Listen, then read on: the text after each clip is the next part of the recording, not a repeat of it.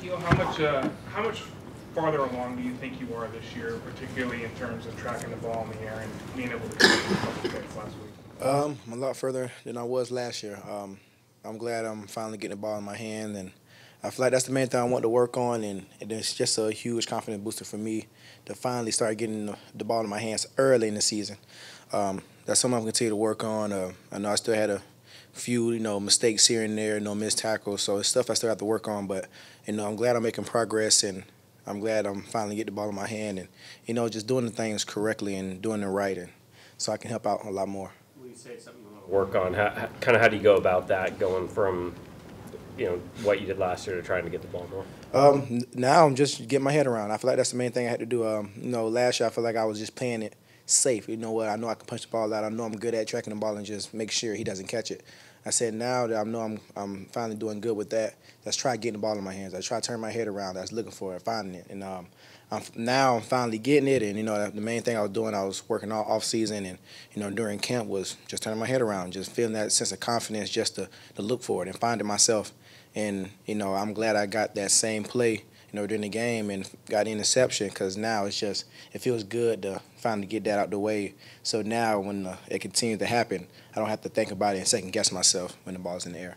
When he was here, what did Richard tell you about the ability to turn your head and follow it that way? The main thing he told me, you just got to feel it. The main thing was, I know I used to look back and I used to look the wrong way. There's a certain way you have to look. He was telling me, you're running, you got to look up straight in the air, because that's where the ball at. The ball's not coming straight to you. So it was little stuff that he was teaching me, but he also wanted me to feel comfortable doing it. He didn't want to teach someone something that he does and, that only works for him. So his whole thing was to make sure I feel confident and I feel good about turning around and knowing where the ball is at and knowing how to find it. And that's something he taught me, so I'm just taking them same steps and finally applying it, to my game, and I'm glad it's working. Are you still seeking his advice during the season here? Oh, yeah, no doubt. Everything he taught me last year, I'm continuing to use, and I think that's something that he was teaching me. I'm going to continue to use for the rest of my life. As a mentor, I feel like that's one of the best mentors you can ever have, and I'm definitely grateful for that. If there's any questions, I still will shoot him a text or shoot him a call, and he'll definitely help me out. And that's the type of person Richard Sherman is. He's always willing to help, and that's something that you, as a rookie last year, something you can always ask for and love to have from a person like Richard. So to this day, I still will ask questions or anything that I need to know or want to know. He's always willing to help. So that's awesome from him. Is that odd that you still check in with a guy that's technically on a rival team right now? No, I don't think about it that way. He's a brother to me. So when I call him and text him, I'm calling an older brother. That's how I look at it.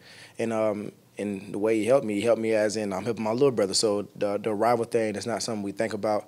It's just he's so down-to-earth person. He's willing to help anyone who needs it. And, that's awesome to have a person like that. You need more people like that, period, that's willing to help anybody. So, yeah, don't think about it. It's just an older brother to me. How much do you kind of check in with your brother during the game, or you guys kind of do your own thing? Every time I hit the sideline, I see him, making sure he's good and make sure he's feeling good and moving fast. This game, he was checking on me most of the time. It was so humid out there. He was like, "You good? You need some water?" So it's good to have him out there, checking on me. But every series is just a couple words here and there, and and people don't understand just those few words help someone, any player just calm down just a little bit more. It's so much that can happen during the game, and sometimes you just want, a way just to kind of calm down and get back to reality a little bit, and it's just some few words, it helps. Does he bring you water during the game? He every now and then. Sometimes I have to ask for it, but every now and then he'll look out for me. He'll bring some water or anything that I need. So I'm definitely grateful for that. He had such a meteoric start. How's he handled the last week? He handled the right way as a vet. He made a few mistakes, but he didn't take it to heart. He got to learn from it. As a rookie, stuff like that is going to happen. Some people will take it and just down themselves for the rest of the year, and he's not taking it that way, and I'm glad he's not, because it's a long season. And right now, he just continue to critique his craft and, work on the things that he could work on, and he's just doing whatever he can to help the team. Whatever the coach need him at, he's doing extra work. He's spending extra time here. He's talking to special team coaches. He just whatever he can do to help. So as a rookie, that's all you can ask for. Continue to do whatever you can to provide for this team. What does he need to do on defense? What's he need to work on most? Right now, he just need to just relax a little bit more. And, it's some plays that he moves right past. Like if he got to sit in the hook, he'll be moving so fast and thinking so much that he'll run right past it. And, it's little stuff like that. Sometimes you got to calm his mind down a little bit more. We know he got the speed, but sometimes you just got to think a little bit more instead of just running all over the place. And, if you just do your job, everything will fall in the line, as a defense. So his whole thing was just you got to feel comfortable. He knows his book, he knows his plays, he studies every day. He put extra time into it. He just have to feel it. He has to feel confident in himself and in the defense to know that it's going to work. He just got to be relaxed and just let it happen. How much of advice do you share with him? The main advice I can give him, especially being in a different position is, staying poised and just enjoying the game first. I know he was so caught up on, I don't want to make a mistake. I don't want to do this. I don't want them to be mad at me. You can't go into a game like that. You just got to worry about, just doing your job and letting the game play itself out. You never know when you're going to make a mistake. It could happen. Most likely it will happen, but you have to know how to move on from it. And so those are the kind of advice I could give him, in that position is just let the game play itself out. You can't go in the game worrying about if I make a mistake because you're already slowing yourself down from the get-go. And so as of right now, you want him to stay poised and relax and just enjoy the moment of playing this game. Bradley McDougall has 2 picks this year. He tipped one of the balls you intercepted. Just what's he bring to this defense so far this year? He brings a lot. And it's funny that you said that we was going back over the film, and you can see him. He tips the ball, and he's waiting for me to catch it. And soon as I catch the ball, he takes full credit for everything that happened on that play. He tips it. He wants everybody to know that he tipped it. I'm the reason why I got the pick. So he wanted everybody to know that. So it's funny that you said that. But, no, he brings a lot. Especially he been doing so much for this whole secondary. When Earl was absent, he took that role and, okay, I'm going to lead the group. I'm going to do whatever I can to make sure that these guys are ready and prepared, going through camp. Then with Earl coming back, now they're just working together, and those type of guys that we need in that group for guys like me and, Trey and other young guys to look up to. So with those guys, they bring so much to the table, and, and it's perfect to have that, that type of player here on this team and, in that secondary. It's awesome. What kind of coach was Chris Richard for you last year? Someone that was more hands-on. That's what I needed. He didn't sugarcoat nothing, for me. If I made a mistake, he made sure I knew about it, but he was more hands-on with anything that I did wrong. And that made it easier on me to play last year, I feel like the type of advice he gave me is something I would use for younger guys, And sometimes you can't tell guys what they want to hear or, okay, I think you're doing this right. If you just do this and kind of sugarcoat, the things they're doing wrong. I feel like he did well with telling me straightforward what's happening, what I need to fix, what I need to do, and he was more hands-on with it, giving me more examples and more scenarios through the situation that I've been through. So I feel like he helped me so much, and I feel like that helped me become the player I am today. What did you tell your brother about your first home game experience a year ago? Very loud. It is extremely loud. So he just got to expect not to hear anything in the huddle if he's on, especially when he come in on defense. It was kind of hard for me to hear the play. It's extremely loud, but it's exciting. I can't wait to him to get the full experience. He was telling me, oh, I didn't know it's going to be this loud, and this is preseason. It's a totally huge difference between the preseason game and a regular season game at home. So I'm curious to see his reaction. I think the first thing I'm going to do if he on kickoff is look into his face and see how he look. I just want to catch the reaction of his first time on the field at a regular season game at home. What did it mean to you when they moved you to Richard's spot in the offseason?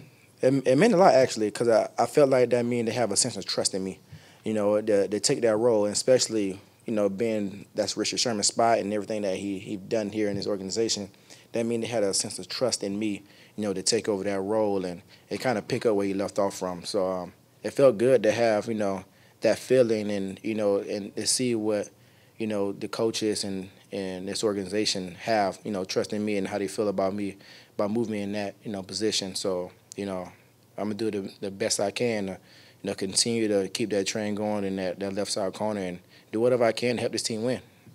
The fan base seems to be a little anxious with the 0-2 start. How do you guys feel? That's something that we don't focus on.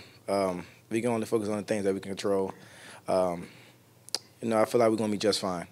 We just got to continue to work on the things we got to work on and focus on us. So that's something we focus on right now, is just controlling things we can control. How much do you feel like you guys are trying to live up to the standard that was set by previous guys?